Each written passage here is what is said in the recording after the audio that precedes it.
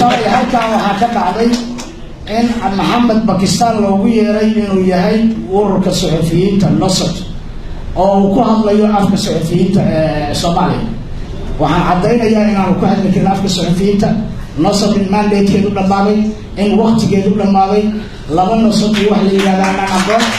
urur saxafiya oo wadanka ka jira inuusan jirin xeer saxaafad baan loo sameeyey xeerkaasaan waxaan ka tixraacaynaa inaan inta isku nimaadno wasaaradda iyadu naga taageerto beesha caalamku naga taageerto inaan shirweyne isugu nimaadno ururna ku doorano hoggaan aan naqaanana ku doorano maanta waxay ka dambeeyana cid nosot magaceeda iyo hadalkeeda iyo ururna uga hadli kartaa inaanay jirin haddaan usoo laabto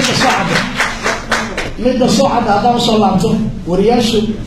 iska daaqal inay turaanturoodaan waxaa dhacday wariye inuu ka qayb galay shirka raacid oo lagu martiqaaday baanalka isaga markuu hadlay sidaanoo kale u hadlay haddana uu dib ugu laabtay tvgii ama idaacaddii uu rabo inuu warkii sameeyo inuu yidhaahdo shirkaasaa muhiimkaa dhacay hadda wasiirka ka hadlay warfaafinta maareeyo siiyo cod waxaa ka hadlay wasiirka puntland waxaa ka hadlay galmudug waxaa ka hadlay hebel waxaa sidoo kale ka hadlay anigoo ah hebel cod siiyo kaasi wuxuu ahaa madaxa barnaamijyada tvga hebel